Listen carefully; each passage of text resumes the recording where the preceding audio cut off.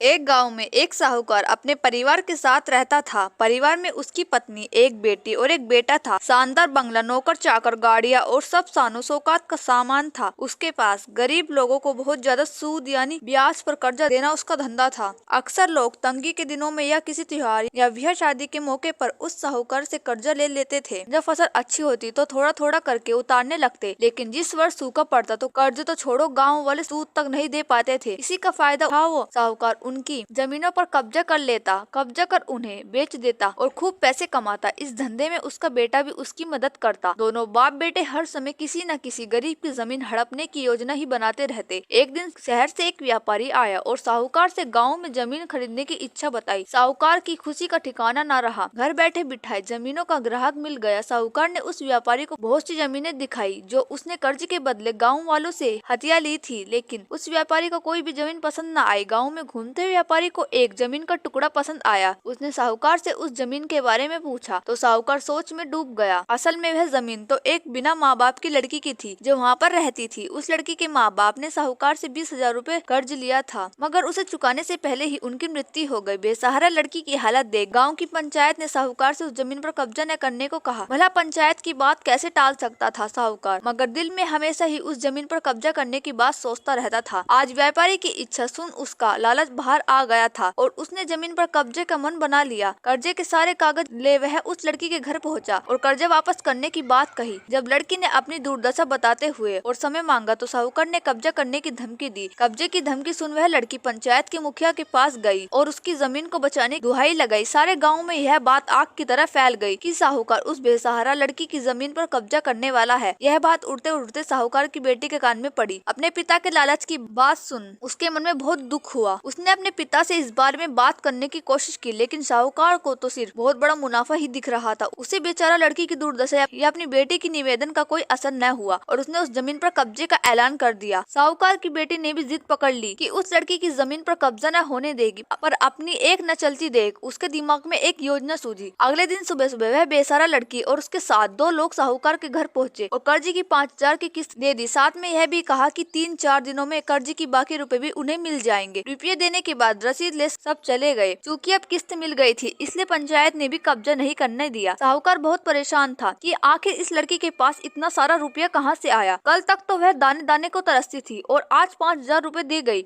कुछ भी न समझ आने पर उसने गाँव वालों से भी पूछताछ की, लेकिन कोई भी रुपये के बारे में नहीं जानता था। कुछ दिनों बाद वह लड़की फिर 2 गाँव वालों के साथ आई और कर्ज की बाकी रकम चुकाकर रसीद और कर्ज के सारे कागज ले गई। साहूकार परेशान हो गया कि आखिर इस लड़की के पास इतना धन आया कहां से। इस तरह कुछ दिन और बीत गए। एक दिन साहूकार को खबर मिली कि उस बेसहारा लड़की ने अपनी जमीन बेच दी है। कुछ कर तो सकता नहीं था, लेकिन उत्सुकतावश जाकर देखो तो चौंक गए। जमीन पर एक बोर्ड लगा था। उस बोर्ड पर जमीन के मालिक का नाम देख साहूकार की मानो सांसें रुक गई हो। मालिक के नाम के आगे लिखा था उसकी अपनी बेटी और उस लड़की का नाम। वह दौड़ा हुआ घर गया और बेटी से पूछा कि यह क्या तमाशा है। तब उसकी बेटी ने उसे बताया। उस गरीब लड़की की मदद के लिए उसने अपने सारे गहने बेच डाले ताकि उसकी जमीन आपके कब्जे से बच सके, लेकिन जमीन आपसे छुड़ाते ही उस बेचारा लड़की ने उदारता दिखाते हुए आधी जमीन मेरे नाम कर दी। बेटी ने उसे समझाया कि आप तो उस लड़की का आखिरी सहारा भी छीन रहे थे, मगर उस लड़की का बड़प्पन तो देखो, उसने जमीन छुड़ाते ही मेरे गहनों के बदले अपनी आधी जमीन मुझे दे दी। यह सब सुनकर साहूकार को शर्मिंदगी महसूस हुई और उसने भविष्य में कभी किसी की जमीन न हड़पने का वचन दिया। दोस्तों, इस कहानी से आपको क्या सीख मिलती है हमें कमेंट में जरूर बताओ और ऐसी इंटरेस्टिंग कहानियों के लिए चैनल को सब्सक्राइब करना न भूले। थैंक यू दोस्तों।